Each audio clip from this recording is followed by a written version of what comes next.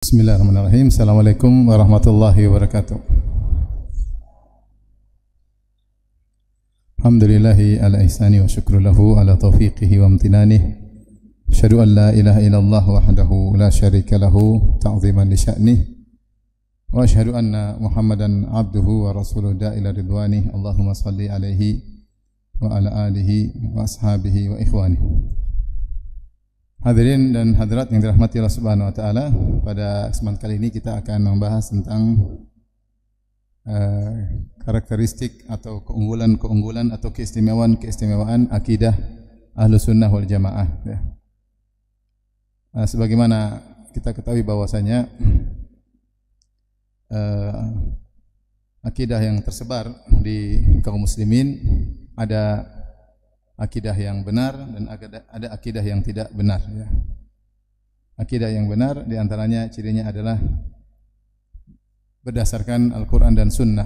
Adapun akidah yang tidak benar adalah hasil karya manusia, bukan akidah yang diturunkan oleh Allah Subhanahu wa taala dalam Al-Quran atau melalui lisan nabinya Rasulullah sallallahu alaihi wasallam.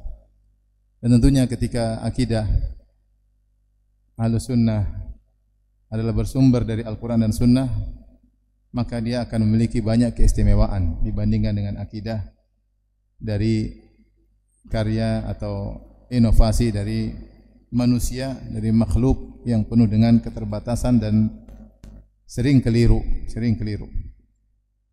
Oleh karenanya, dengan kita tahu sumber akidah Ahlussunnah adalah dari Al-Quran dan Sunnah, maka otomatis akidah tersebut akan istimewa dan unggul daripada akidah-akidah yang lainnya yang tidak dibangun di atas dalil. Makanya ketika Nabi Yusuf alaihissalam memberi nasihat kepada dua orang penghuni penjara bersamanya, dia berkata, "Ma ta'buduna min dunihi illa asma'an sammaitumuha antum wa aba'ukum ma anzalallahu biha min sultan." Apa yang kalian sembah, kalian dan yang kalian ibadahi, kalian dan nenek moyang kalian, ya. Yang kalian sembah hanyalah sekedar nama-nama. Ya. Ma anzalallahu biha min sultan. Allah tidak pernah menurunkan dalilnya. Allah tidak pernah menurunkan dalilnya. Sammaitumuha antum wa aba'ukum, hanya dinama-namakan oleh kalian sebagai suatu keyakinan kalian dan nenek moyang kalian, padahal tidak ada dalilnya. Ma anzalallahu biha min sultan. Allah tidak pernah menurunkan sultan atau dalil atas keyakinan kalian. Oleh karenanya akidah secara umum bisa kita bagi dua, yaitu akidah yang ada sultan dari Allah, itu darah dalil dari Al-Quran maupun Sunnah. Yang kedua, akidah yang cuma dikarang-karang. Sammaitumuha antum wa aba'ukum, kalian hanya nama-namakan kalian dan nenek moyang kalian. Baik, adapun keunggulan akidah Ahlussunnah wal Jamaah, yang pertama bahwasanya semua akidah Ahlussunnah wal Jamaah pasti dibangun di atas dalil. Pasti dibangun di atas dalil, itu Al-Quran dan Sunnah. Dan ini bukan hanya Al-Quran dan Sunnah, bahkan sesuai dengan pemahaman para as-salaf, Ibn Taimiyah rahimahullah pernah berkata, ketika ditanya tentang apa akidah beliau, maka beliau berkata, "Ammal i'tiqad fala yu'khadhu anni wala amman huwa akbaru minni, bal yu'khadhu anillah wa rasulihi wa ma ajma' alaihi salaful ummah." Adapun akidah maka tidak diambil dariku, itu akidah bukan karangan aku. Bahkan tidak boleh diambil dari orang yang lebih hebat daripada aku, juga tidak boleh diambil dari ulama-ulama yang mungkin lebih hebat dari Ibn Taimiyah. Tetapi yu'khadhu anillah, tapi diambil dari Allah, wa rasulihi, dan dari Rasulullah sallallahu alaihi wasallam, wa ma ajma'a alaihi salaful ummah, dan apa yang disepakati oleh para salaf. Sumbernya Al-Quran atau Sunnah atau ijma' para salaf.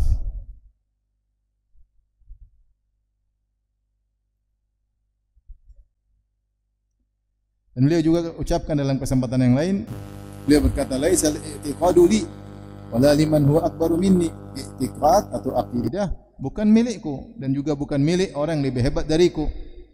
bal i'tiqadu yu'khadhu anillahi subhanahu wa ta'ala wa rasulih sallallahu alaihi wasallam wa ma ajma' alaihi salaful ummah. Tetapi akidah itu diambil dari Allah Subhanahu wa taala, dari Rasulullah sallallahu alaihi wasallam dan ijma' para salaf.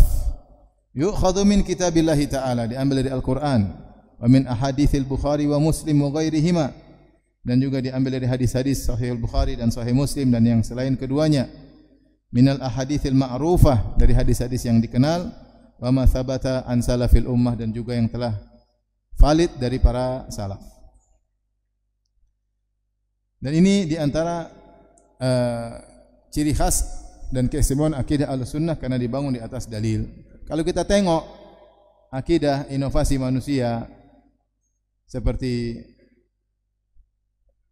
yang diambil dari mimpi, yang ambil dari al-mukasyafah katanya, diambil dari ilham, entah ilham dari mana ya. Apakah ilham dari tetangga saya? Juga diambil dari tajrubah, katanya dari pengalaman, dari uji coba, atau akidah dari warisan nenek moyang, atau akidah diambil dari filsafat, ahli filsafat falasifatul Yunan seperti Plato, Aristoteles maupun Plotinus ya. Ini semua akidah tanpa dalil, semua akidah tanpa dalil. Oleh karenanya ini sisi keunggulan. Karenanya kalau kita mau lanjutkan pada karakteristik yang kedua, bahwasanya akidah Ahlussunnah sanadnya bersambung, ya, sanadnya bersambung kepada para salaf, sanadnya bersambung kepada para salaf.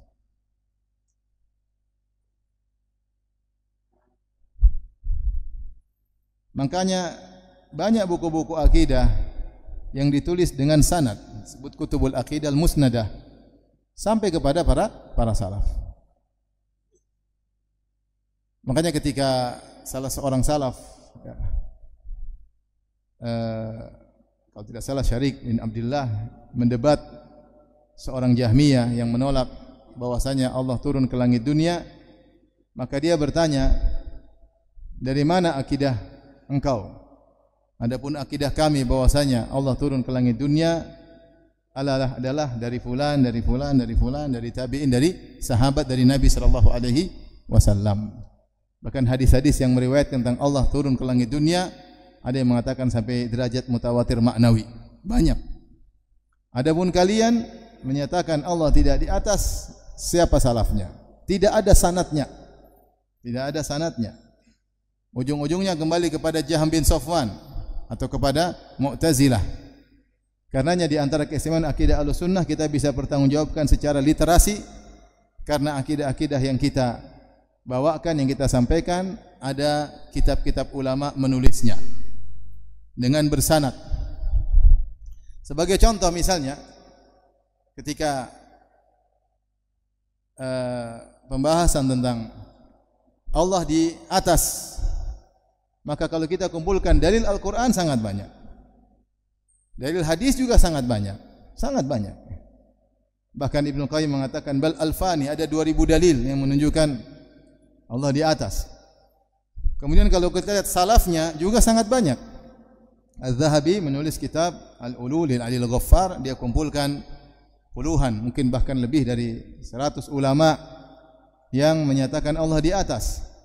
Kemudian diikuti oleh Ibnu Qayyim atau sezaman dengan beliau dalam kitab Ijtima' Juyush Al-Islamiyah, juga menyebutkan banyak sekali salaf yang menyatakan Allah di atas. Sehingga kalau kita bertemu dengan Allah Subhanahu wa taala pada hari kiamat kelak, maka akidah kita unggul karena kita bisa bertanggungjawabkan. Al-Qur'annya ada, sunnahnya ada, salafnya ada. Belum nanti kalau kita bicara logis atau tidak logis. Tapi yang pertama harus kita yakini atau unggulnya akidah kita, yaitu akidah dibangun di atas dalil Al-Quran dan Sunnah dan bersambung sampai kepada para salaf. Karenanya di antara keistimewaan juga akidah kita, ini yang keberapa? Yang ketiga. Akidah Ahlussunnah wal Jamaah mengajarkan pengagungan terhadap dalil, mengajarkan pengagungan terhadap dalil, baik Al-Quran dan Sunnah. Mereka lah yang paling, para ulama ahlu sunnah, mereka lah yang paling mengamalkan firman Allah Subhanahu wa taala, ya. Wa ma ikhtalaftum fihi min syai'in fa hukmuhu ila Allah. Kalian berselisih apapun maka hukumnya kepada Allah Subhanahu wa taala. Mereka yang paling mengamalkan firman Allah, fala wa rabbika la yu'minuna hatta yuhakkimuka fima shajara bainahum thumma la yajidu fi anfusihim haraja mimma qadaita wa yusallimu taslima. Demi Rabbmu, mereka tidaklah beriman sampai mereka menjadikan engkau wahai Rasulullah sebagai hakim atas apa yang mereka perselisihkan. Kemudian mereka tidak ada gerundel sedikit pun dalam dada mereka atas apa yang kau putuskan, dan mereka benar-benar menerima. Mereka mengagungkan dalil, dan mereka punya kaedah mendahulukan, ya, dalil di atas perkataan siapapun, di atas perkataan siapapun. Dan inilah wasiat dari para sahabat sampai para ulama, ya. Seperti perkataan Ibnu Abbas radhiyallahu taala anhuma, yushiku an tanzila alaikum hijaratun minas sama. Aku khawatir hujan batu menimpa kalian. Aqulu qala Rasulullah sallallahu alaihi wasallam. Aku berkata Rasulullah sallallahu bersabda, wa taqulun qala Abu Bakar wa Umar. Kalian berkata Abu Bakar bilang begini, Umar bilang begini. Sampai Ibnu Abbas marah ketika sabda Nabi sallallahu alaihi wasallam mau dipertentangan dengan perkataan para sahabat. Mereka juga yang paling mengamalkan firman Allah Subhanahu wa taala, ya ayyuhalladzina amanu la tuqaddimu baina yadayillahi wa rasulih wattaqullaha innallaha samii'un alim. Wahai orang yang beriman, janganlah kalian mendahului perkataan Allah dan Rasulnya. Maka tidaklah mereka berkata, tidaklah mereka berbuat, tidaklah mereka berakidah kecuali mereka cek dulu dari Al-Quran dan Sunnah. Mereka tidak mau mendahului. Siapa yang paling mengamalkan ayat ini? Adalah orang-orang yang berakidah ahlu sunnah wal jamaah. Berbeda dengan kelompok yang lain. Kalau bicara tentang akidah, kita sampaikan dalil, kata dia, tunggu dulu, saya timbang dulu dengan akal saya. Kita sampaikan dalil, tunggu dulu, apa kata kiai saya. Kita sampaikan dalil dari Al-Quran dan hadis, tunggu dulu apa yang telah dikatakan oleh para filsuf dan seterusnya. Berbeda dengan Ahlussunnah, mereka mendahulukan dalil daripada perkataan siapapun. Makanya itulah wasiat para a'immati al-madhab al-arba'ah, wasiatnya Abu Hanifah, Imam Malik, Imam Syafi'i dan Imam Ahmad. Apa kata Imam Malik? Kullun yu'khadhu min qawli wa yurad illa sahib hadzal qabr. Semua orang boleh diterima perkataannya atau ditolak kecuali penghuni kubur ini. Maksudnya penghuni, kecuali Rasulullah sallallahu alaihi wasallam. Perkataannya tidak boleh ditolak. Siapapun, mau sahabat, mau Abu Bakar, mau Umar radhiyallahu anhuma, apalagi orang-orang di bawahnya, masih bisa diterima, masih bisa ditolak. Kecuali sabda Nabi yang tidak boleh ditolak. Ya.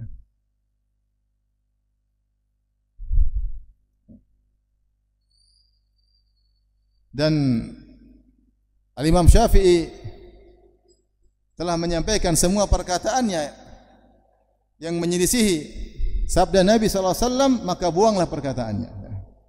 Dan itu wasiat para a'immah. Oleh karenanya di antara keunggulan akidah Ahlussunnah wal Jamaah yaitu mengagungkan dalil. Mengagungkan dalil Al-Qur'an dan Sunnah. Kalau kita lihat akidah yang lain, seperti misalnya perkataan Ar-Razi dalam Al-Qanun Al-Kulli, maka dia bilang akidah atau dalil semuanya dhanniyud dalalah, semuanya dhanniyud dalalah, cuma dhann, persangkaan. Sementara akal qat'iyud dalalah, adapun akal pasti, ilmu pasti. Maka ketika ilmu pasti dihadapkan dengan ilmu persangkaan, maka harus didahulukan ilmu pasti. Maka dia membuat suatu namanya Al-Qanun, disebut undang-undang universal. bahwa setiap dalil yang menyelisih akal maka harus ditolak, entah ditakwil atau ditolak dengan berbagai macam alasan yang disebutkan oleh mereka. Nanti mungkin saya datang nukilannya saya sebutkan insyaallah taala. Ya. Baik. Oleh karenanya kalau kita lihat buku-buku akidah yang ditulis oleh para ulama dahulu, mereka sering menamakan buku akidah mereka dengan As-Sunnah. Dengan apa? As-Sunnah. As-Sunnah diitlaqkan banyak. Ada yang masukkan sunnah, maksudnya sunnah Nabi sallallahu alaihi wasallam. Semua perkataan, perbuatan, ya, takrir, ya, dari Nabi sallallahu alaihi wasallam itu namanya sunnah Nabi sallallahu alaihi wasallam. Ya, seperti kita maknakan dengan hadis. Dan istilah mutaakhirin mengatakan sunnah maksudnya mustahab, dikerjakan dapat pahala, ditinggalkan tidak apa-apa. Ya. Tapi ketika kita lihat para ulama ketika menulis buku akidah dengan nama sunnah, maka maksud mereka akidah mereka dibangun di atas dalil, sehingga mereka menulis buku-buku akidah di tengah lagi maraknya ilmu kalam, ilmu mantik ketika itu. Banyak orang berbicara tentang Tuhan, tentang akidah tanpa Al-Quran dan Sunnah, tanpa dalil, yang disebut dengan ilmu kalam. Maka ketika itu para salaf kemudian menulis buku dengan menamakan buku-buku akidah mereka dengan As-Sunnah. Kenapa? Untuk menjelaskan bahwasanya semua akidah yang mereka tulis ada dalilnya, ada sunnahnya. Contoh buku apa? Usulus Sunnah, karya siapa? Al-Imam Ahmad. Antum kalau baca coba di buku Usulus Sunnah. Jangan berdebat dengan ahlul kalam. Harus beriman. Bantah semua yang orang-orang yang mendahulukan akal karena menolak hadis-hadis tentang sifatul kalam, tentang sifat ru'yah, tentang takdir yang menurut mereka tidak masuk logika mereka, maka mereka tolak. Maka Imam Ahmad tulis buku Usulus Sunnah untuk menjelaskan bahwasanya akidah dibangun di atas Al-Quran dan di atas sunnah, tidak seperti akidah kalian yang dibangun di atas akal, wahai ahlul bidah. Kemudian buku-buku yang lain, ya. Usulus Sunnah lil Humaidi, As-Sunnah, ya, lil Barbahari, ya. Banyak buku judulnya apa? As-Sunnah lil Khallal, banyak sekali. Usulus Sunnah atau Sunnah li Abdullah bin Ahmad, banyak sekali buku-buku judulnya apa? As-Sunnah, As-Sunnah, As-Sunnah. Makanya ketika muncul istilah zaman sekarang dibilang Ustadz Sunnah, sebenarnya itu mirip-mirip dengan buku-buku akidah yang ditulis ketika itu. Kalau dibilang Ustadz Sunnah, maksudnya Ustadz ini berusaha, ya, untuk menyampaikan apa yang dia sampaikan berdasarkan apa? Dalil. Untuk membedakan antara ilmu yang disampaikan dengan dalil dengan ilmu yang disampaikan tanpa dalil. Kemudian ada yang bantah, kita ada Ustadz wajib bukan Ustadz Sunnah. Sama seperti buku kitab Sunnah, kitab akidah dulu disebut dengan apa? As-Sunnah. Banyak sekali.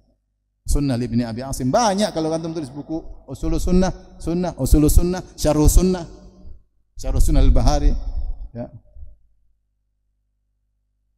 dan lain-lainnya. Oleh karenanya untuk menunjukkan bahwasanya mereka mengagungkan dalil, Makanya saya katakan ketika kita berbicara tentang akidah kita, semua bersanad. Sebagian orang bangga kalau cara pakai sorban ada sanadnya, padahal sanadnya dhaif.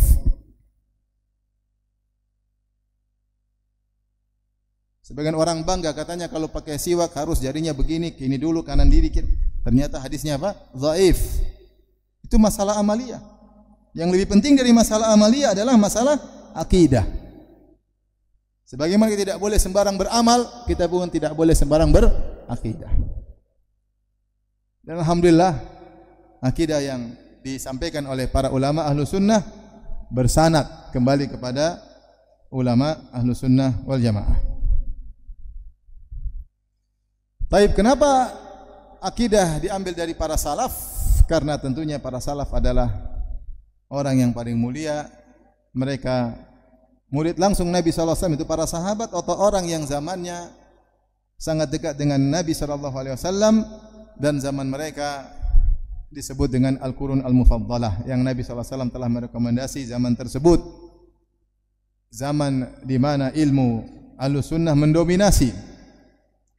Yang Nabi SAW telah mengatakan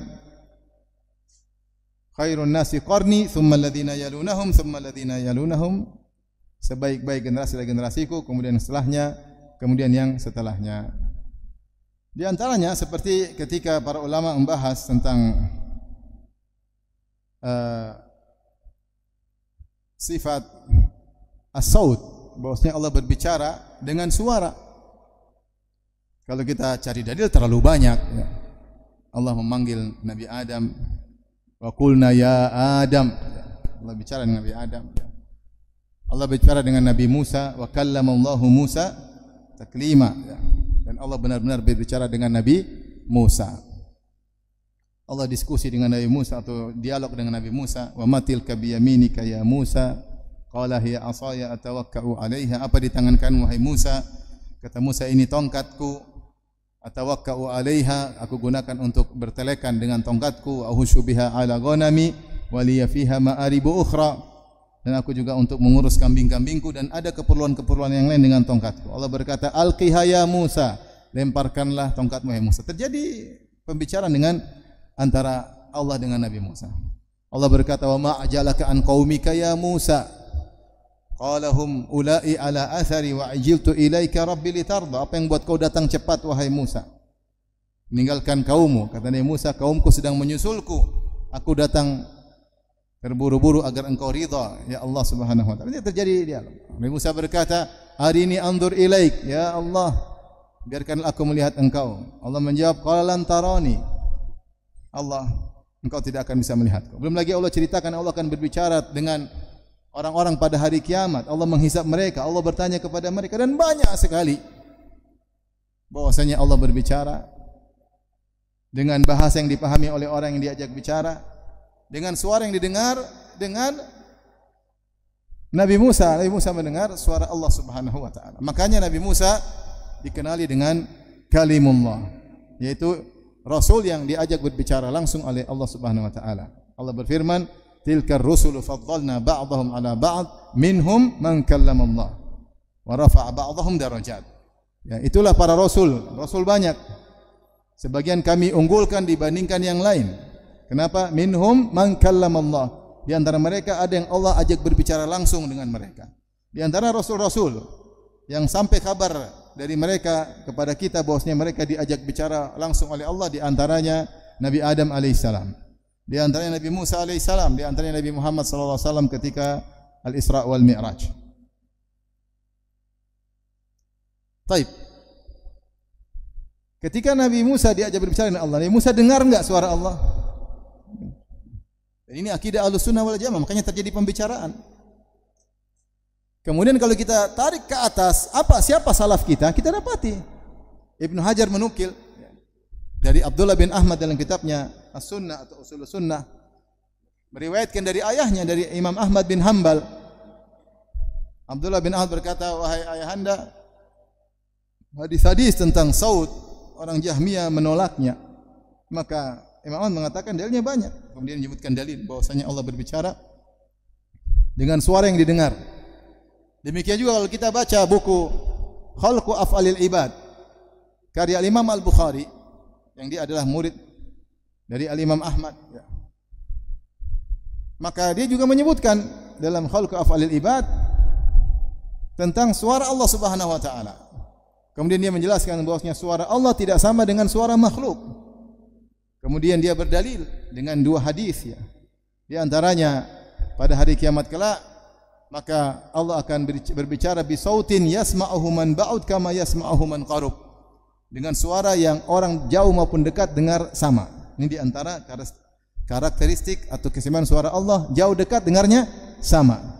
Di antaranya berdalil dengan hadis tentang firman Allah ketika idza takallama Allahu bil wahyi darabatil malaikatu bi ajnihatiha khud'anan liqaulihi ka'annahu silsilatun ala safwanin yanfudhuhum dzalik.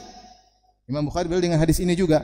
Ketika Allah berbicara dengan wahyu, maka malaikat ketakutan. Mereka mendengar suara yang masuk dalam tubuh mereka tembus kepada mereka seakan-akan mereka mendengar seperti ada rantai yang ditarik di atas batu licin, itu sangat keras sehingga mereka pun pingsan. Sampai Allah berfirman, hatta idza fuzzi'a an qulubihim, sampai ketika rasa takut dicabut dari dada mereka. Imam Bukhari mengatakan suara Allah tidak sama dengan suara makhluk. Malaikat berbicara di antara mereka tidak pingsan padahal mereka saling mendengar suara mereka. Tapi ketika mereka mendengar suara Allah mereka pingsan. Berarti Allah bersuara tapi suara tidak sama dengan suara manusia. Sebagaimana yang lain, kaidah mengatakan al-kalamu fi ba'dhi sifat kal kalam fi ba'dhil akhar. Pembahasan tentang suatu sifat sama dengan sifat-sifat yang lain. Sebagaimana Allah melihat tidak seperti kita melihat. Sebagaimana Allah mendengar tidak seperti kita mendengar. Kita punya ilmu enggak? Kita ada ilmu enggak? Ada. Allah punya ilmu enggak? Sama atau beda? Beda. Kita punya kekuatan enggak? Allah punya kekuatan, sama atau beda? Beda. Kita punya zat, kita berzat enggak? Allah punya zat enggak? Sama atau beda? Beda. Demikian juga Allah berbicara, kita berbicara. Allah punya firman Allah, di antaranya Al-Quran Allah turunkan. Mukjizat, tidak ada yang bisa mendatangkan semisalnya untuk membuktikan bahwasanya firman Allah tidak sama dengan perkataan manusia. Kita aja bisa bedakan kalau anak TK nulis disuruh buat pernyataan atau tulisan atau cerita, pasti dia mengatakan ini Ibu Budi. Tapi coba suruh anak mahasiswa suruh bikin tulisan, pasti indah atau tidak? Indah. Kita bisa bedakan anak SD dengan mahasiswa ketika menulis. Kita bisa bedakan antara orang baru bahasa Arab dengan ahli pujangga, tentu beda. Orang sekolah SD dengan profesor tentu beda. Demikian juga ketika kita bandingkan perkataan manusia dengan firman Allah tentu jauh berbeda. Mukjizat perkataan Allah Subhanahu wa taala. Makanya Allah tantang manusia untuk bisa mendatangkan seperti firman-Nya karena Al-Qur'an ini firman Allah. Demikian juga Allah ketika bersuara, suaranya tidak sama dengan suara manusia. Kenapa saya ingin sampaikan ini? Karena lagi rame lagi. Ahlul bidah mengatakan Allah bicara tanpa suara. Kalau tanpa suara berarti Jibril tidak pernah mendengar suara Allah. Musa alaihissalam tidak pernah mendengar suara Allah. Isa alaihissalam tidak pernah mendengar suara Allah. Dan Allah tidak pernah berbicara dengan Al-Fatihah. Allah tidak pernah bicara dengan Al-Baqarah. Semua yang dituliskan dalam Al-Quran bukan firman Allah karena Allah tidak punya bahasa, kata mereka demikian. Seperti perkataan orang-orang liberal. Allah tidak punya bahasa. Allah berbicara tanpa huruf dan tanpa suara. Terus kalau gitu Al-Quran ini hanyalah ungkapan dari bahasa jiwa Allah. Jadi Allah kalau berbicara dengan bahasa jiwa. Ini rumit ya maksud saya, tapi kalau kita mudah. Kan tanya orang satu Indonesia tanya, Al-Quran ini firman siapa? Kata dia firman siapa? Allah. Enggak ada yang bilang oh bukan. Al-Quran ini hanya ungkapan. Allah itu bahasanya di jiwanya. Terus ini adalah ungkapan dari bahasa jiwa Allah. Yang ngungkapin Rasulullah atau Jibril. Bingung enggak? Intinya di bahasan banyak. Saya ingin menyampaikan satu poin. Ketika kita mengatakan Allah berbicara dengan suara, kita punya dalil dari Al-Quran. Sunnah salafnya ada. Imam Ahmad, Imam Bukhari, selesai. Apa yang antum meragukan untuk menyampaikan hal tersebut? Selesai. Kalau saya meninggal, saya ditanya oleh Allah, saya punya dalil, ya Allah, engkau berkata, engkau berbicara dengan Musa. Masa saya bilang enggak? Rasulullah mengabarkan malaikat ketika mendengar suaramu, malaikat pingsan. Masa saya tolak sabda nabimu? Terus ulamamu, Imam Ahmad mengatakan demikian, Imam Bukhari. Kemudian saya tolak, terus saya mau ikut siapa kalau begitu? Saya tidak berani berspekulasi dalam masalah akidah. Mau ikut siapa kalau begitu? Sehingga di antara keistimewaan akidah Ahlussunnah adalah Al-Quran dan Sunnah para salaf, sanadnya bersambung, ya, dan seterusnya. Baik.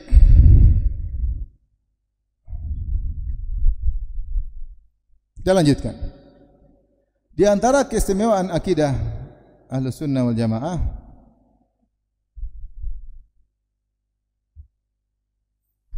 bahwasanya akidah Ahlussunnah sangat mudah, ya. Allah mengatakan tilkal ayatul kitabil mubin. Demikianlah ayat-ayat Allah yang dari kitab yang al-mubin. Al-mubin ini bisa dijelaskan atau ditafsirkan dengan dua tafsiran. Bisa artinya al-mubin maknanya dari abana, maksudnya wadih, jelas. atau bisa maknanya mubin maksudnya mutaaddi dengan maknanya mubayyin. Di antara sifat Al-Qur'an adalah al-mubin maksudnya wadhih, jelas. Sehingga mudah dipahami. Makanya akidah Ahlussunnah wal Jamaah kalau kita lihat buku-buku yang ditulis oleh para ulama mudah, antum ambil akidah al-wasithiyah antum baca, mudah selesai dipahami. Antum baca kitab tauhid misalnya, karya Syekh Muhammad Abdul Wahhab, mudah dipahami.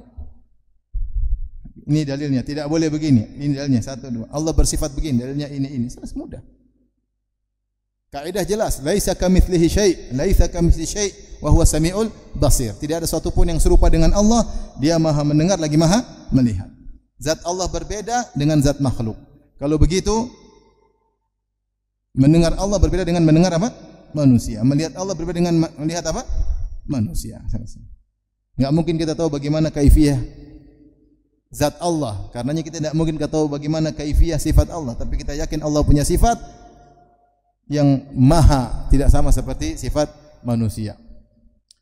Dan mudah untuk dipahami. Tapi kalau antum buka misalnya buku Ahlul Kalam, buku akidah. Antum buka pertama, antum baca muqaddimah mantiqiyah, kemudian jelimet rumit, waduh. Sampai banyak di antara mereka tidak paham akidah mereka, banyak. Saya pernah membantah mereka ketika saya menulis tentang bahwasanya mereka mengatakan Al-Qur'an itu adalah makhluk karena Al-Qur'an yang kita baca ini bukan firman Allah. Kata mereka, "Oh enggak begitu, enggak." Padahal begitu. Kenapa? Karena mereka tidak tahu ternyata akidah yang mereka berafiliasi kepadanya ternyata memang begitu. Ini menunjukkan banyak di antara mereka tidak paham tentang akidah mereka sendiri. Karena rumit dan ruwet, ya. Rumit dan ruwet. Adapun akidah Ahlussunnah mudah, sederhana. Baik terkait dengan sifat-sifat Allah, akidah mudah. Sifat Allah secara makna sama seperti sifat kita, seperti sifat mendengar, melihat, wujud, ya. Maha kuat, tetapi hakikatnya berbeda. Makanya ketika ada orang bertanya kepada Imam Malik, Ar-Rahmanu 'alal 'arsy istawa. Ya Imam Malik, ya Abu Abdullah, Allah berfirman, Allah beristiwa di atas arsy. Kemudian dia bertanya, kaifa istawa? Bagaimana cara Allah beristiwa? Maka Imam Malik pun menundukkan kepalanya sampai berkeringat. Kaget mendengar ada yang bertanya tentang bagaimana sifat Allah. Maka dia jawab, dia mengatakan, al-istiwa'u maklum. Istiwa telah diketahui maknanya, itu di atas. Wal imanu bihi wal kaifu majhul, dan bagaimana istiwanya Allah tidak ada yang tahu. Ya. Yang tahu hanya Allah Subhanahu wa taala. Wal imanu bihi wajib, dan beriman bahwasanya Allah beristiwa di atas arsy adalah hukumnya wajib karena ada dalilnya. Kemudian wal su'alu anhu bid'ah, dan bertanya tentang bagaimananya adalah bid'ah. Ini akidah Ahlussunnah dalam seluruh sifat-sifat Allah mudah. Ada dalilnya, ada salafnya, di antaranya Imam Malik dan yang lainnya. Taib. Jadi mudah dipahami, tidak susah. Nanti saya akan jelaskan bagaimana akidah mereka satu persatu. Bertentangan dengan karakteristik akidah Ahlussunnah. Keistimewaan berikutnya, akidah Ahlussunnah sesuai dengan fitrah masyarakat secara umum. Kaum muslimin secara umum. Apakah salah kalau saya bilang Allah sayang kepada kita? Salah atau tidak? Tidak salah. Allah sebut dalam Al-Quran Ar-Rahmanur Rahim, yang maha apa? Rahmat, yang maha penyayang. Ya. Kalau saya bilang Allah cinta kepada hambanya, ada masalah? Allahu yuhibbul muhsinin, Allah mencintai orang-orang berbuat ihsan. Wallahu yuhibbus sabirin, Allah mencintai orang-orang yang sabar. Kalau kita bilang sama orang, sabarlah, Allah sayang sama orang penyabar. Orang itu terima atau tidak? Terima, enggak ada masalah. Ya tidak? Kita bilang Allah, kau jangan gitu, Allah marah sama kamu. Terima enggak orang? Terima, dia tahu bahwa Allah bisa marah. Ada masalah? Enggak ada masalah. Tapi kalau kita pergi ke kelompok lain, enggak masalah, enggak boleh bilang Allah marah, enggak boleh. Enggak boleh bilang Allah mencintai, enggak boleh bilang Allah merahmati, enggak, harus ditakwil semuanya. Kalau kita berdoa, ya Allah, ada masalah? Kalau kita begini, kita sedang hati kita menuju Allah atau menuju langit? Menuju Allah, bukan kita sedang cuma langitnya doang. Ngapain cuma langitnya doang? Kita hati sedang kemana? Menuju Allah. Ini contoh bahwasanya akidah Ahlussunnah sesuai dengan fitrah. Banyak orang mengatakan ketika terjadi sesuatu dia mengatakan, oh yang di atas sudah menggariskan. Selesai. Ibu saya yang enggak pernah ngaji bilang, ya kalau yang di atas sudah mentakdirkan ya selesai. Apa susahnya? Fitrah manusia. Fitrah manusia. Fitrah manusia. Mudah menerima dan mereka tidak tolak. Akidah Allah di atas semua orang. Ketika orang cerita tentang Isra Mi'raj, ada kiai mungkin bikin acara Isra Mi'raj, kemudian cerita Rasulullah naik ke atas ketemu Allah. Masyarakat ada yang menolak? Enggak ada, ya biasa aja. Ke atas ketemu Allah, bicara Allah selesai bawa perintah salat 5 waktu. Ada yang protes? Enggak ada. Sekarang ada yang bilang, oh di atas enggak ada Allah. Nabi tidak ketemu Allah. Siapa yang bilang Nabi ketemu Allah? Subhanallah, bikin bingung orang. Kalau ada orang ini firman Allah, jangan kau remehkan. Ada yang protes? Enggak ada. Ternyata ada akidah mengatakan Al-Quran bukan firman Allah. Jadi saya bilang akidah kita itu mudah, ya, tidak sulit, tidak dibangun dengan ilmu filsafat, ilmu kalam. Orang baca, orang pintar, orang mungkin orang awam juga bisa paham, tidak sulit-sulit, mudah. Ya. Kemudian sesuai dengan fitrah manusia, sesuai dengan fitrah manusia. Ya. Kalau saya bilang sama antum, api membakar kertas. Kalau kita nyalakan ada api kompor, kita kasih kertas, kertasnya terbakar. Kita bilang api bakar kertas. Ada masalah? Enggak ada kan? Memang benar api yang bakar. Kata mereka enggak, api enggak bisa bakar. Yang bilang api bisa membakar cuma 2, kafir atau mubtadi'. Ngeri juga ini. Nah, semua saya ada nukilannya. Mau saya ikhwan, akidah Ahlussunnah itu mudah, dalilnya ada, sanadnya jelas, logis. Dan tidak bertentangan, tidak bertentangan.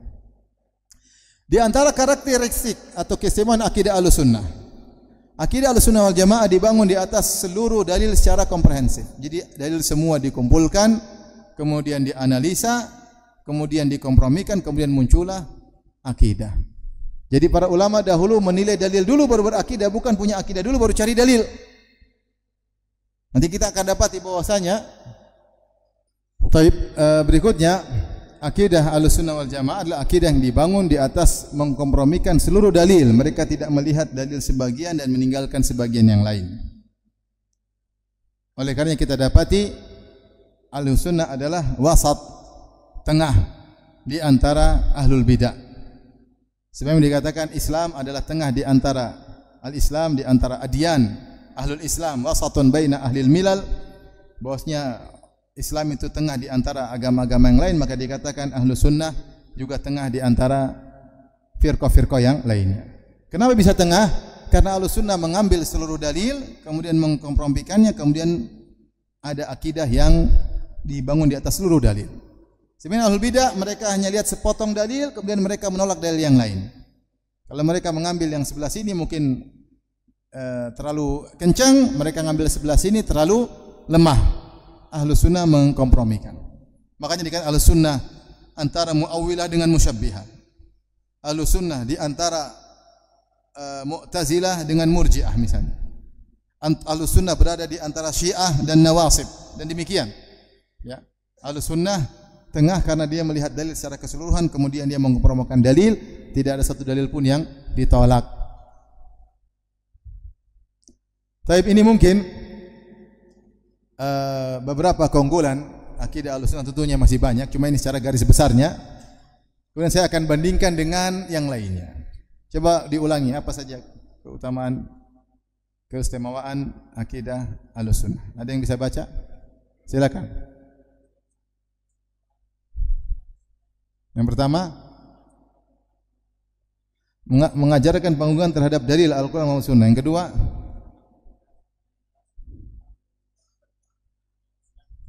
ada berapa antum tulis itu? Oh, 3, terlalu sedikit, yang banyak. Coba ulang. Itu kesimpulan dan kesimpulan. Kesimpulan mukhtasar-mukhtasarat. Kesimpulan dari kesimpulan. Saya mau yang sudah kesimpulan pertama. Silakan. Yang pertama, Semua akidah Ahlussunnah pasti dibangun di atas dalil. Yang kedua, akidah Sunnah pasti punya sanad sampai kepada salaf. Yang ketiga, akidah Ahlussunnah mengajarkan pengagungan terhadap dalil, mendahulukan dalil dari perkataan siapapun. Ya. Yang keempat, akidah Ahlussunnah mudah untuk dipahami. Yang kelima, akidah Ahlussunnah sesuai dengan fitrah. Yang keenam, akidah Ahlussunnah dasarkan dengan kompromi semua dalil. Setuju? Ada yang kurang? Ada yang kurang? Apa?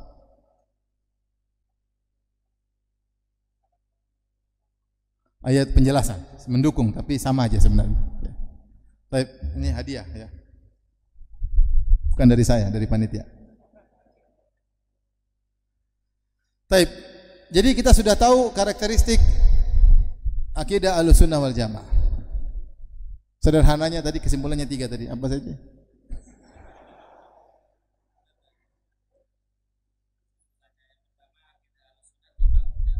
Di atas dalil. Yang kedua, sangat mudah dipahami. Yang ketiga, Masya Allah, antum juga dapat hadiah. Sudah. Oh, Masya Allah. Enggak mau 2. Masya Allah. Baik. Sekarang kita bandingkan dengan yang lain. Tadi kita bilang akidah Ahlussunnah dibangun dengan dalil. Ternyata banyak orang membangun akidah mereka bukan dengan dalil. Ada yang dengan akal. Ada yang dengan apa? Akal. Yang membangun akidah di atas akal ternyata banyak. Di antaranya al-mutakallimun ahlul kalam, Jahmiyah, Asy'ariyah, Mu'tazilah. Mereka membangun akidah mereka di atas akal. Bahkan sebagian mereka ketika membahas tentang akidah, kata mereka pembahasan ini harus murni akal dari sini sampai sini. Tentang sifat-sifat dzatiyah Allah harus pakai akal, tidak boleh pakai dalil, harus pakai akal. Bahkan mereka mencela orang yang kemudian berbicara tentang akidah dalam pembahasan tertentu pakai akal tidak boleh. Jadi mereka bahas ada masalah akidah yang harus pakai akal tok. Ada masalah akidah yang hanya dalil tok dan ada yang boleh akal dan dalil. Tapi ada pembahasan di antara sifat Allah harus pakai akal. Saya tidak akan bahas ini terlalu panjang lebar, tapi ini dinyatakan oleh mereka. Makanya mereka mencela. Nukilannya ada semua ya, seperti mengatakan sebagian orang bersandar kepada Al-Quran dan Sunnah ketika hendak berbicara tentang sifat-sifat Allah. Ini adalah suatu kesalahan dan tidak boleh. Karena Al-Quran dan Sunnah penunjukannya hanyalah dhanni, persangkaan. Tidak boleh.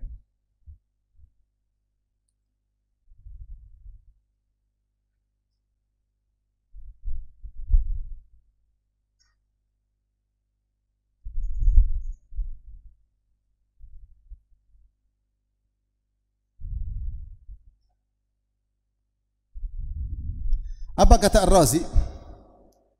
Wa inna ma thabata hadha dhahara anna ad-dalail an-naqliyata dhanniyatun wa anna al-aqliyata qat'iyyatun wa dhann la yu'aridu al-qat'a. Setelah kita penjelasan ini semua disebutkan tentang berbagai macam alasan, maka seluruh dalil naqli, dalil naqli maksudnya Al-Quran dan Sunnah, karena sampai kepada kita dengan penukilan. Sami'tu, sami'na, itu namanya penukilan. Al-Quran sampai kepada kita dengan periwayatan penukilan. Hadis sampai kita dengan penukilan, namanya dalil naqli, yaitu dalil dengan dinukil.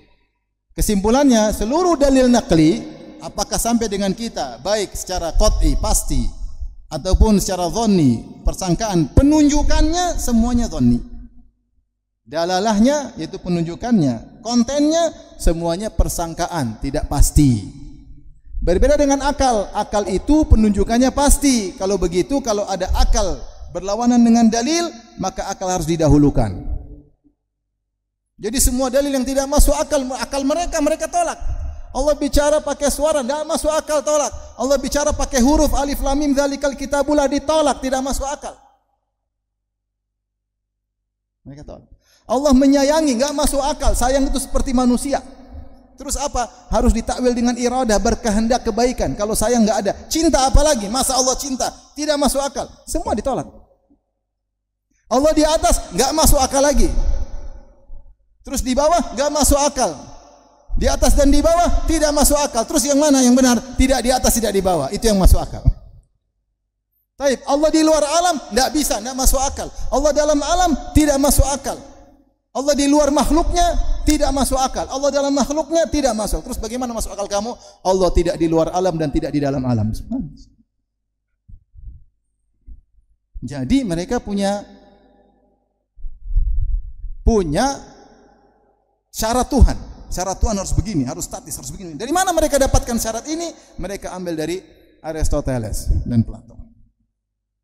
Sampai menakjubkan dalam kitab Asasut Taqdis. Saya nukil semua dalam syarah Aqidah Wasithiyah. Ketika Razi menyebutkan dalil banyak sekali yang menunjukkan Allah di atas, dia takwil semuanya. Gini maksudnya begini, gini maksudnya begini, gini ditakwil semua. Oh bukan begitu, bukan begitu, bukan begitu. Puluhan dalil dia takwil. Kemudian dia tutup dengan perkataan Aristoteles. Karena sulit, karena bahkan dia bantah dalil fitrah. Bukankah fitrah manusia Allah di atas, dia bantah. Dalil akal dia bantah, dalil fitrah dia bantah. Terus dia nukil perkataan Aristoteles di akhir pembahasan. Dia nukil perkataan Aristoteles. Man arada an yadkhul fil ma'arifil ilahiyah falyastahdits li nafsihi fitratan ukhra. Siapa yang ingin masuk dalam urusan teologi, maka dia harus bikin fitrah yang baru. Jangan ikut fitrahnya yang ada sekarang. Mengerikan. Jadi kalau sudah qala Allah wa qala Rasul, kalah dengan qala Aristoteles. Ini kenyataan. Tapi Razi di akhir-akhir dia mulai berubah dan akhirnya dan subhanallah di akhir kitab yang dia tulis, yaitu kitab Al-Matalibul Aliyah, saya nukil dalam syarah Aqidah Wasithiyah. Bagaimana dia kemudian menetapkan di akhir kitab tersebut bahwasanya siapapun firqah pasti harus menetapkan Allah punya sifat ikhtiyariyah. Dia bahas tentang sifat kalam, kemudian sifat ikhtiyariyah, dan dia membantah pemikiran Asy'ariyah di akhir kitabnya Al-Matalibul Aliyah. Tapi buku-bukunya yang lain semuanya dia mentakwil sifat-sifat Allah Subhanahu wa taala. Berkata juga Razi dalam Nihayatul Uqul, dia berkata, "Fa kharaja mimma dzakarnahu", maka kesimpulan dari dalil argumentasi yang kami sebutkan, anna dalalatan naqliyah la yajuzu tamassuku biha fil masail ilmiyah. Maka penunjukan dalil nakli Al-Quran dan Sunnah tidak boleh jadikan pegangan dalam urusan akidah, enggak boleh. Justru kita ini sebaliknya, urusan akidah kita tinggal terima karena akal kita enggak sampai, ya tidak. Kalau masalah fikih kita masih bisa mikir. Kalau sudah akidah, Allah bilang Allah begini, begini, di alam kubur begini, hari kiamat begini, begini, sudah kita tinggal terima, akal kita enggak sampai. Karena kita kalau untuk memikirkan bagaimananya Allah, kita harus tahu bagaimana zat Allah. Saya kasih contoh lah. Ada yang bisa kita pikirkan, ada yang enggak bisa kita pikirkan. Allah dalam Al-Quran menyebutkan tentang sifat istiwa buat Allah 7 kali. Buat makhluk Allah juga sebut banyak istiwanya makhluk. Yang makhluk kita bisa mikir. Contoh, Allah bilang istiwanya manusia di atas kapal. Allah berkata tentang Nabi Nuh, "Fa idza stawaita anta wa man ma'aka 'alal fulki faqul alhamdulillah." Jika kau wahai Nuh bersama pengikutmu sudah beristiwa di atas kapal, maka ucapkan alhamdulillah. Saya tanya sama antum, Nuh beristiwa di atas kapal. Sifat istiwa. Kita bisa bayangkan enggak? Nuh antum bisa tahu enggak? Nuh antum tidak pernah lihat, tapi Nuh jenis manusia seperti kita. Kita bisa kira-kira Nuh seperti kapalnya Nabi Nuh juga mirip dengan kapal kita. Wa hamalnahu ala dzati alwahin wa dusur. Kami angkut Nabi Nuh di atas kapal sederhana yang terdiri di atas dari papan-papan yang dipaku sederhana. Ketika Allah mengatakan ada Nabi Nuh beristiwa di atas permukaan kapal, kita bisa bayangkan ya, kira-kira kalau kita lagi duduk di atas kapal kira-kira begitu, iya enggak? Boleh dibayangkan? Boleh, karena Nuh sejenis dengan kita dan kapal Nabi Nuh sejenis dengan kapal kita. Bisa dibayangkan? Bisa. Kita bisa tahu yang di atas bagaimana, yang di bawah bagaimana. Ketika dikatakan atas istiwa di bawah dengan yang di bawah, kita bisa paham. Taib, Allah mengatakan juga bagaimana manusia beristiwa di atas tunggangan. Litastawu ala zuhurihi, agar kalian beristiwa di atas tunggangan. Bisa dipahami enggak bagaimana istiwa di atas manusia di atas tunggangan? Kita bisa bayangkan kalau manusia di atas kuda, oh kayak begini. Kalau manusia di atas himar, begini. Karena himar kita tahu, kuda kita tahu, onta kita tahu, manusia juga kita tahu, sehingga kita bisa bayangkan. Kita tahu yang di atas seperti apa, kita tahu yang di bawah seperti, kita bisa bayangkan istiwa seperti begini-begini. Taib. Allah sebutkan juga istiwanya kapal di atas gunung. Allah sebutkan istiwanya kapal Nabi Nuh ketika air semua sudah turun. Ya ardu bala'i ma'aki wa ya sama'u aqli'i.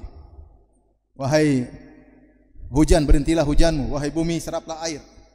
Maka Allah sebut kapal Nabi Nuh, kata Allah wastawat 'alal judi. Maka kapalnya Nabi Nuh beristiwa di atas gunung Judi.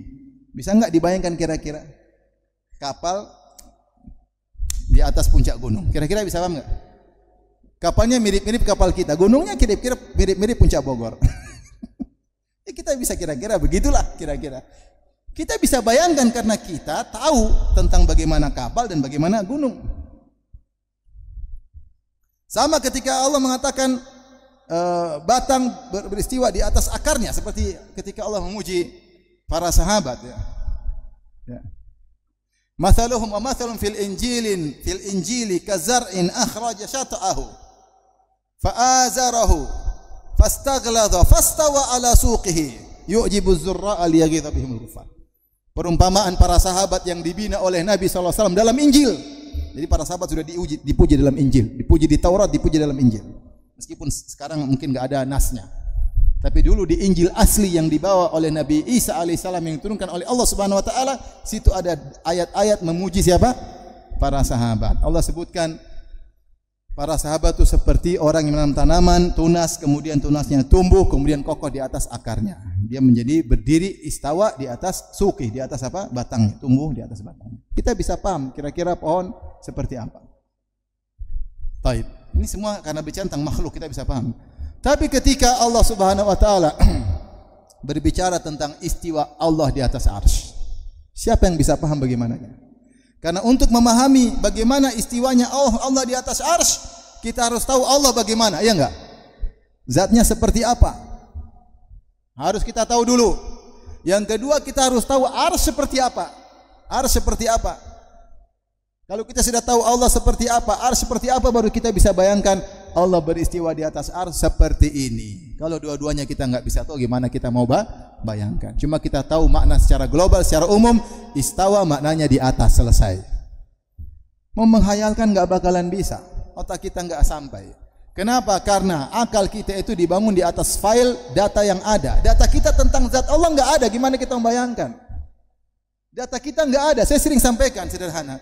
Bagaimana antum bisa bayangkan hati malaikat punya jantung? Allah sebut dalam Al-Qur'an, hatta idza fuzza an qulubihim qalu madza qala rabbukum. Ketika rasa takut dicabut dari qulubihim, jantung malaikat.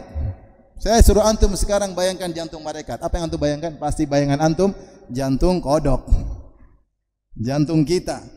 Jantung kita ada katupnya, ada urat nadinya, bisa kena kolesterol. Malaikat tidak ada makan, gimana kena kolesterol? Tapi Allah bilang malaikat punya jantung. Kita enggak bisa bayanginnya, pasti salah. Tapi kita bilang malaikat punya jantung enggak? Ayat Allah yang bilang. Mau bayangkan enggak bisa, filenya enggak ada. Karena daya pikir akal itu dibangun di atas data, kemudian melakukan analogi. Ketika datanya enggak ada, enggak bisa dibaca. Ibarat kalau antum mau scan, datanya enggak ada, enggak bisa dibaca ini barcode, enggak ada, enggak bisa. Enggak ada datanya, gimana mau baca? Saya tanya sama antum sekarang, coba antum merenungkan tentang bidadari sangat cantik di surga. Yang kata Nabi SAW, yura mukhu saqaihi min wara'il lahmi minal husni. Begitu saking cantiknya, saking beningnya, terlihat sumsum tulangnya di balik dagingnya karena saking indahnya. Coba bayangkan. Gendruwo pasti bayanginnya. Kenapa enggak bisa? Karena datanya enggak ada, gimana bayangin? Enggak bisa. Saya suruh antum coba sebutkan bentuk asli jin, antum enggak bisa. Jin kayak gimana? Enggak bisa. Antum enggak pernah lihat. Datanya enggak ada. Yang antum bayangkan pasti si manis jembatan Ancol, itu semua jelmaan. Jin asli antum enggak tahu. Kenapa enggak tahu? Enggak bisa dibayangkan karena akal itu dibangun di atas apa? Data yang ada. Datanya enggak pernah ada.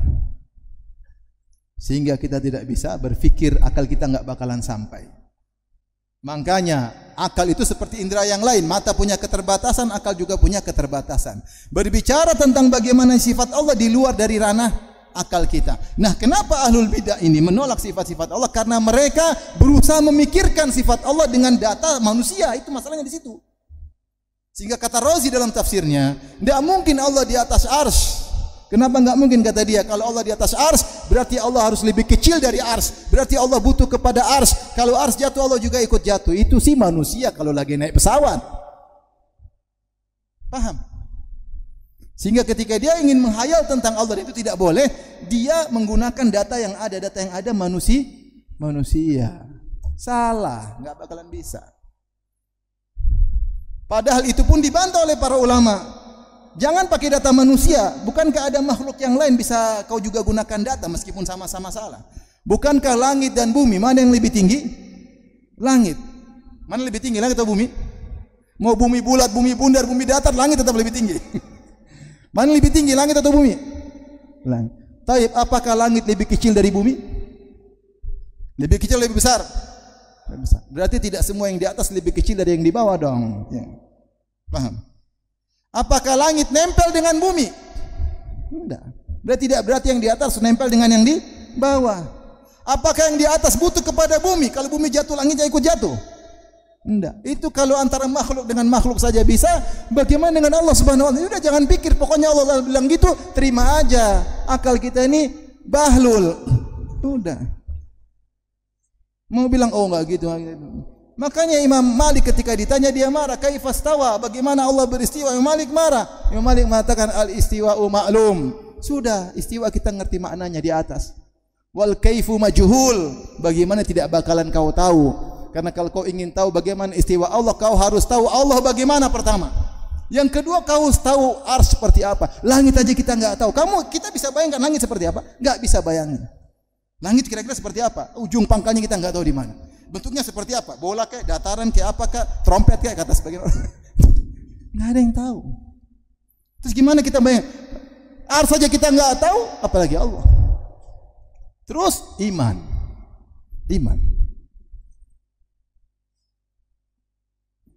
Justru saya katakan masalah urusan gaib, maka harusnya kita terima. Dan akibatnya apa? Ketika mereka menggunakan akal untuk menolak sifat-sifat Allah, akhirnya ada yang lebih parah dari mereka. Saya contohkan siapa? Ibnu Sina. Ibnu Sina dalam kitabnya Risalah Al-Atuhiyah, dia mengatakan manusia tidak mungkin dibangkitkan secara jasad. Kenapa? Tidak masuk akal. Akal dia tidak terima. Saya kasih syubhatnya. Mau dengar syubhatnya Ibnu Sina? Pokoknya saya tidak mau sebut antum kita syubhat, saya khawatir. Intinya dia bilang tidak mungkin manusia dibangkitkan dengan jasad, tidak mungkin. Terus yang mungkin dengan ruh. Ketika dibantah, ini kan masalah gaib. Masalah hari kiamat semuanya bisa saja di luar daripada akal kita. Bukannya tidak mungkin, semuanya mungkin. Maka Ibnu Sina bantah, dia mengatakan apa? Kalian mentakwil sifat-sifat Allah, kalian katakan tidak mungkin. Padahal Allah lebih gaib daripada manusia dibangkitkan pada hari kiamat. Mana yang lebih gaib? Manusia mati dibangkitkan lebih gaib atau tentang Allah? Kalau manusia kita masih bisa lihat, kita masih bisa ngira-ngira bagaimana kebangkitan, masih bisa ngira-ngira karena manusianya kita tahu. Mana lebih gaib, Allah atau manusia?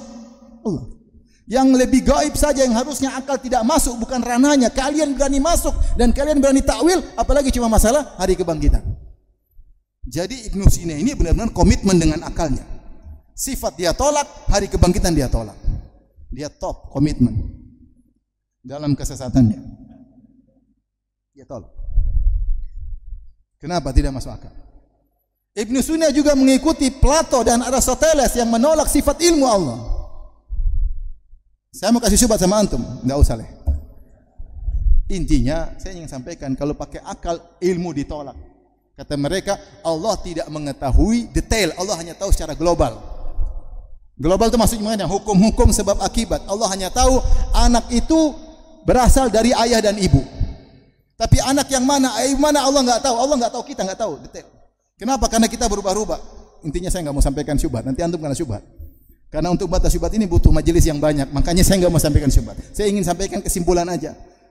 Ibnu Sina sama dengan Aristoteles, sama dengan Plato mengatakan Allah tidak tahu Apa yang terjadi di sekitarnya tentang makhluk dia tidak tahu. Dia cuma tahu ilmu global, disebut dengan ilmu kulli lal juz'i.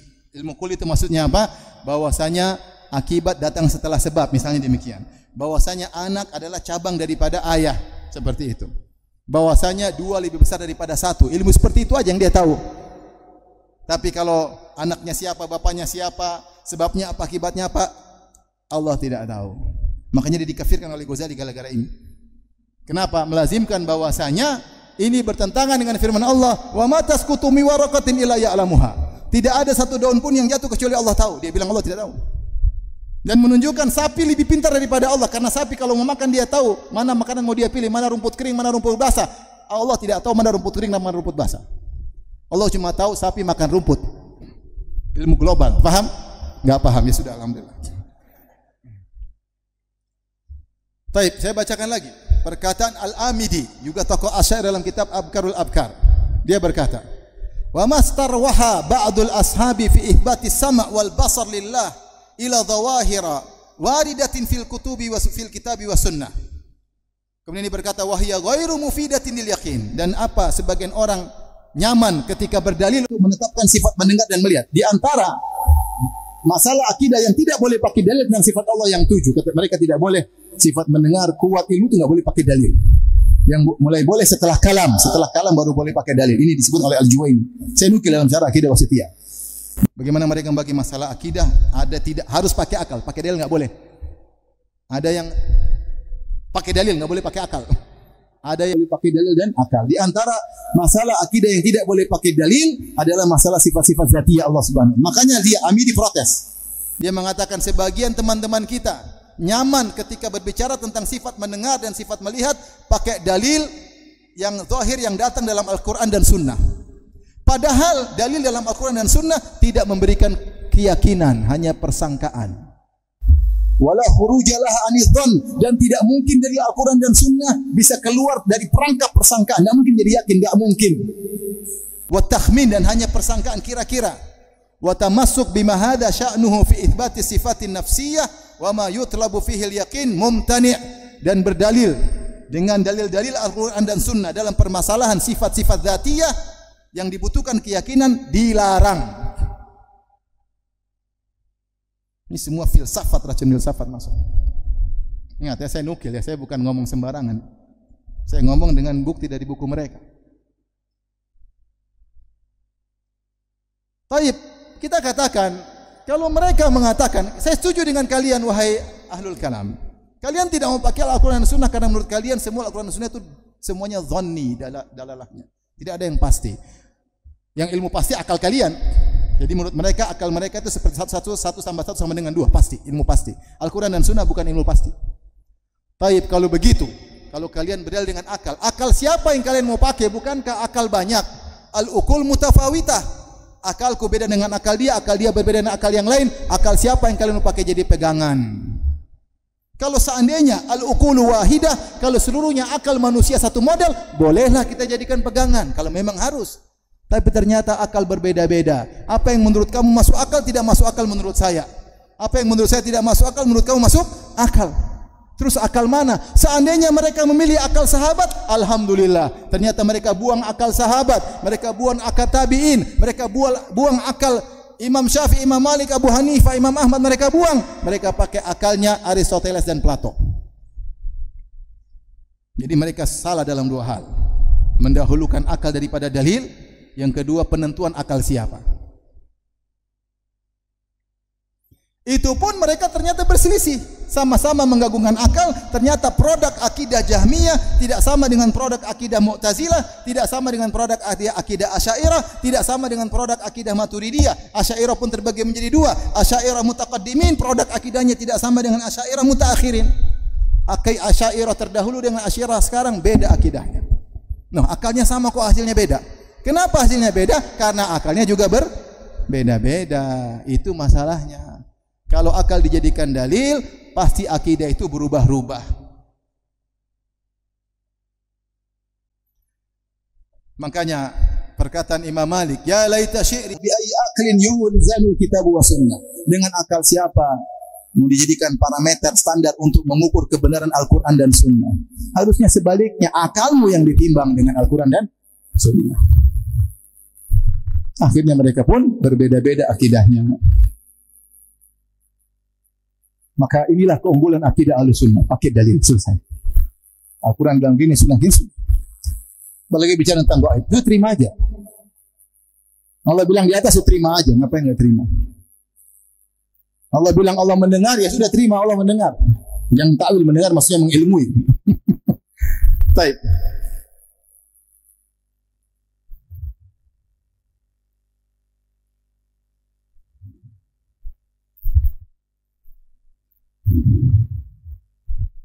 Sampai jam berapa?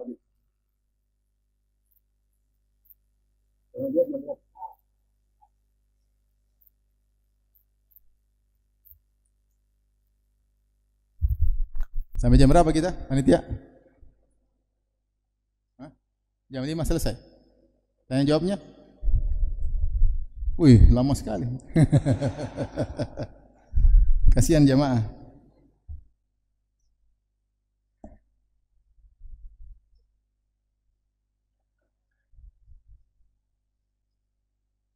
Taib. Di antara yang menakjubkan, mereka-mereka ini yang mengagungkan akal, mereka ini yang sangat mengagungkan akal, mereka ternyata produk akidah mereka banyak yang tidak masuk akal. Saya ulangi, mereka ini mengagungkan akal, namun ternyata produk akidah mereka banyak tidak masuk akal. Contohnya, di antara mereka ada yang berkata Allah akan dilihat pada hari kiamat. Penghuni surga lihat Allah enggak pada hari kiamat kelak? Melihat wajah Allah, melihat Allah di atas. Dan Rasulullah bilang dalam Al-Quran, wujuhu yawma idzin nadhirah ila rabbiha nadhirah. Wujuhu yawma idzin nadhirah.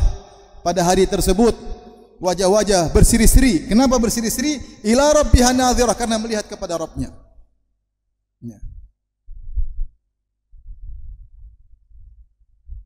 Kemudian Imam Syafi'i juga mengatakan, laulam yukin Muhammad bin Idris, kalau Imam Syafi'i tidak yakin dia akan melihat Allah pada hari kiamat, dia tidak akan menyembah Allah Subhanahu wa taala.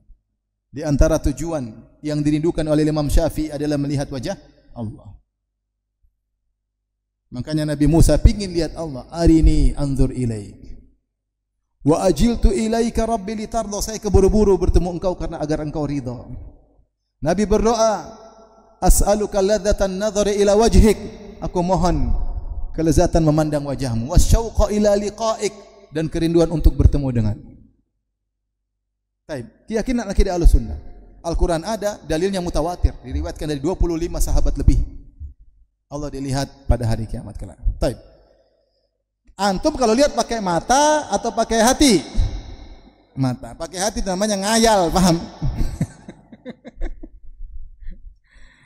Nah, Rasulullah sebutkan dalam Al-Quran, innakum satarawna rabbakum yaumal qiyamah iyanan.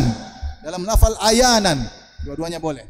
Kalau iyanan maksudnya dari wazal fi'alan, yaitu mufa'alatan, seperti jihad, mujahadah, yaitu kalian akan melihat Allah dengan mata kalian, berhadapan-hadapan dengan Allah Subhanahu wa taala. Atau dengan dipermudah dibaca ayanan juga boleh dalam bahasa Arab. Kama tarawnal qamara lailatal badri, sebagaimana kalian melihat rembulan di malam bulan purnama. La tudamuna fi ru'yatihi, kalian tidak akan berdesak-desakan ketika melihat rembulan tersebut. Kapan kita berdesak-desakan? Kalau yang dilihat di bawah, kita ada yang tinggi, duduk sedikit. Kalau yang dilihat di bawah, kalau yang dilihat di atas, perlu desak-desakan enggak? Enggak perlu, selesai. Nabi mengatakan kalian lihat Allah seperti lihat rembulan. Yang Nabi samakan cara melihat. Bukan rembulan disamakan dengan siapa? Allah. Paham tidak? Jadi mengatakan kalian melihat Allah sebagaimana kalian melihat rembulan. Selesai. Jadi lihat Allah ke atas, selesai. Nah, orang-orang Asy'ariyah bingung.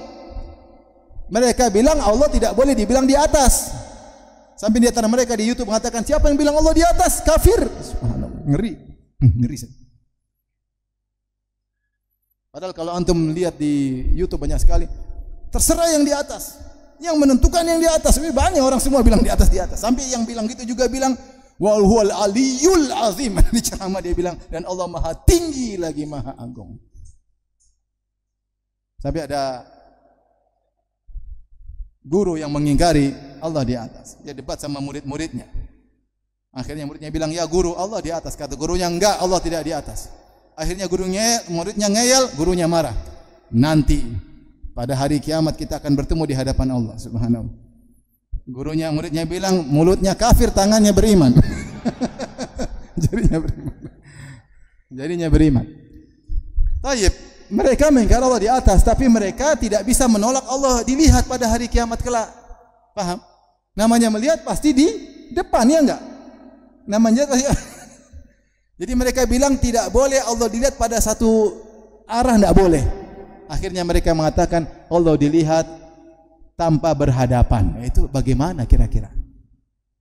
Ini katanya mereka mengagukan akal, tapi produk akidah mereka enggak masuk akal. Maka mereka dihina oleh orang-orang Mu'tazilah. Mu'tazilah komitmen Allah tidak bisa dilihat. Dunia enggak dilihat, akhirat enggak dilihat, selesai. Makanya Zamakhsyari mencela Asy'ariyah dengan mengatakan, ya, seperti himar. Mereka seperti apa? Himar. La jama'atun sawma anfusahum bisunnatih. Bisunnatin. Ada sekelompok jamaah menamakan diri mereka ahlu sunnah, padahal mereka himar.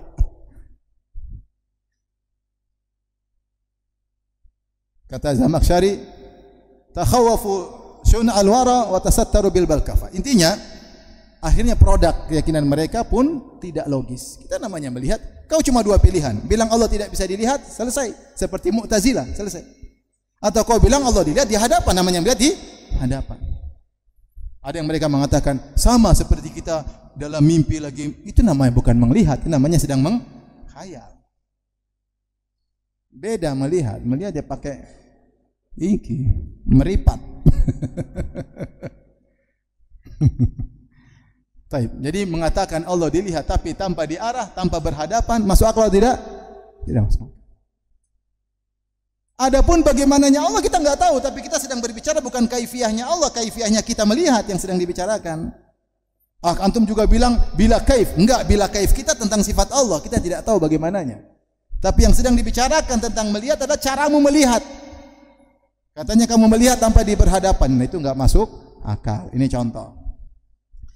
Contoh produk mereka lagi, mereka mengatakan dalam pembahasan akidah mereka, enggak boleh mengatakan Allah melihat, maksudnya melihat suatu yang mubsarat, yang terlihat. Jadi kalau mereka mengatakan Allah memiliki sifat melihat, bukan seperti kita yang kita yakini. Kalau kita kan namanya melihat, saya melihat tiang, saya melihat, itu kan melihat seperti itu. Dan kita yakin Allah Maha melihat, Allah Maha melihat. Tidak ada yang tersembunyikan oleh Allah. Bayang kecil pun Allah bisa lihat, dalam kegelapan pun Allah bisa lihat, di balik tembok pun Allah bisa, semua terlihat. Dan maksudnya melihat. Kata mereka, melihat mendengar enggak boleh. Enggak boleh mendengar suara, enggak boleh. Akhirnya mereka menafsirkan melihat dengan al-ilmu bil mubsarat. Melihat maksudnya adalah berilmu tentang yang terlihat. Ilmu doang, bukan melihat. Karena menurut mereka sifat melihat tidak masuk akal. Mendengar tidak boleh mendengar karena Allah tidak bisa mendengar.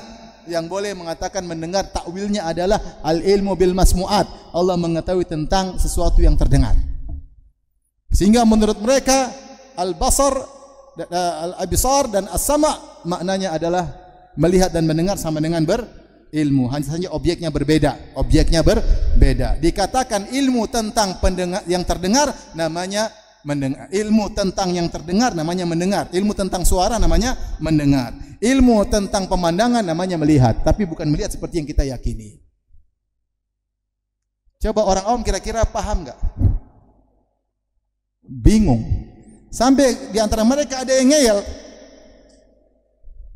Karena mendengar maknanya adalah mengilmui tentang yang terdengar, tentang suara. Dan melihat maknanya ilmu tentang pemandangan, maka sebenarnya mendengar dan melihat sama saja, sama-sama ilmu. Maka boleh kita berkata tentang Allah, sungguhnya Allah sedang mendengar pemandangan dan sedang melihat suara. Tambah bingung lagi. Itu akidah mereka seperti itu. Kenapa begitu? Ceritanya panjang, saya nggak mungkin cerita di sini. Cuma saya bilang ini tidak sesuai dengan akidah masyarakat, paham? Makanya kalau mereka bilang kami Asy'ariyah adalah mayoritas, bohong, nggak benar. Mana ada orang-orang awam mengatakan, oh maksudnya melihat itu mengilmui yang terlihat. Saya tanya sama antum, orang buta bisa punya ilmu enggak tentang antum meskipun enggak lihat antum? Bisa enggak? Bisa. Oh, kamu Firanda ya? Oh. Dia enggak lihat saya, tapi dia tentang saya. Saya kemarin ketemu beberapa orang muta ikut pengajian. Ustaz, orang muta tersebut Masya Allah hafal Quran, hafal hadis, bisa nahwu sharaf. Tidak seperti antum. Kemudian mereka datang 3 orang, kata dia, Masya Allah, Alhamdulillah ketemu Ustaz Firanda. Padahal kata saya sama aja. Ya, maksudnya dia juga nggak bisa lihat. Cuma dia tahu tentang saya, iya nggak? Saya terlihat dia tahu. Apakah mengetahui tentang pemandangan sama dengan melihat pemandangan? Beda atau sama? Beda. Orang buta bisa tahu tentang sesuatu yang terlihat meskipun dia tidak melihat. Orang tuli bisa tahu tentang sesuatu yang terdengar ketika ada bunyi goyang-goyang, itu berarti ada sesuatu yang bunyi tapi dia tidak dengar. Paham? Ketika ada gendang, cekek untuk dia tahu lagi goyang, suaranya. Ini ada suaranya, cuma saya tidak dengar. Orang tuli. Makanya Allah menggabungkan dalam ayat Al-Quran untuk membedakan antara mendengar dan melihat. Kata Allah, wa huwas sami'ul alim. Dia maha mendengar dan maha berilmu. Mendengar beda dengan berilmu. Sehingga produk mereka mengatakan boleh kita berkata tentang Allah, Allah mendengar pemandangan yang indah dan Allah melihat suara yang merdu. Bingung kan? Itulah.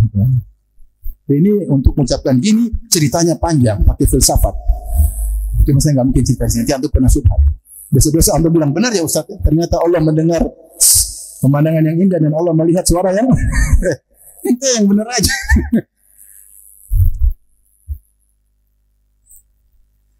Di antara produk akidah mereka, mereka mengatakan Allah tidak boleh berbuat karena kehendak, nggak boleh punya tujuan. Karena saya bilang karena nanti antum kena syubhat. Nggak usah. Pokoknya Allah itu kalau berbuat tidak boleh punya tujuan. Padahal Al-Quran banyak. Wa ma khalaqtul jinna wal insa illa liya'budun. Tidak jina manusia untuk agar mereka beribadah kepada tujuan. Dan Allah hakim. Hakim itu apa? Melakukan sesuatu dengan tujuan yang baik, tujuan yang indah. Allah berfirman, Allahul ladzi khalaqa sab'a samawati wa minal ardi mithlahunna yatanazzalu al-amru bainahunna lita'lamu anna Allah ala kulli syai'in qadir. Dialah Allah telah menciptakan langit 7 lapis dan bumi juga yang semisalnya. Yatanazzal amru bainahunna, turunlah perintah Allah di antara langit dan bumi. Buat apa? Allah ciptakan langit dan bumi. Langit 7 lapis, bumi pun demikian. Buat apa? Lita'lamu, agar kalian tahu. Annallaha ala kulli syai'in qadir. Bahwasanya Allah Maha kuasa segala sesuatu. Wa annallaha qad ahata bi kulli syai'in ilma. Dan ilmu Allah meliputi segala sesuatu. Kata mereka enggak boleh bilang Allah melakukan sesuatu karena ada tujuan. Siapa yang bilang Allah melakukan sesuatu karena punya tujuan, berarti Allah belum sempurna. Kenapa belum sempurna? Syubhat. Kita tahu Allah Maha Hikmah. Kita sering bilang, oh Allah begini, mungkin tujuannya begini. Kita kan sering kira-kira gitu. Pasti ada hikmah, Allah punya keinginan seperti ini. Enggak boleh bilang Allah pingin, Allah ingin, enggak boleh. Enggak punya tujuan, enggak boleh. Sehingga mereka min nufatil hikmah, mereka tolak sifat hikmah. Logis atau tidak ini? Mana yang lebih baik? 2 orang, satu berbuat dengan tujuan yang baik, satu berbuat tanpa tujuan. Mana yang lebih baik? Yang dengan tujuan. Apa bedanya orang gila berbuat sesuatu tanpa tujuan? Apa bedanya orang linglung, enggak tahu apa yang dia kerjakan? Itu namanya linglung. Mereka ingin memuliakan Allah dengan mengatakan Allah berbuat tanpa tujuan, akhirnya mereka menyamakan Allah seperti orang linglung yang berbuat sesuatu tanpa tahu apa maksud dia melakukan perbuatan tersebut. Taib ikhwan.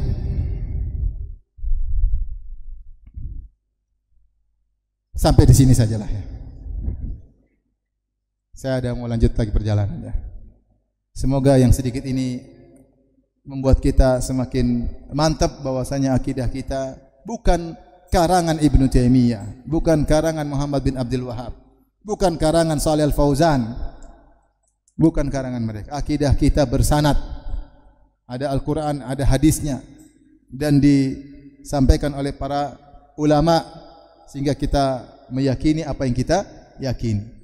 Dan akidah Ahlussunnah tadi karakteristiknya, keunggulannya adalah mengagungkan dalil, dan itu yang seharusnya kita mengagungkan Al-Quran dan Sunnah yang merupakan wahyu dari Allah Subhanahu wa taala. Demikian saja apa yang disampaikan. Mohon maaf tidak ada tanya jawab. Semoga bermanfaat. Wabillahi taufiq wal hidayah. Assalamualaikum warahmatullahi wabarakatuh.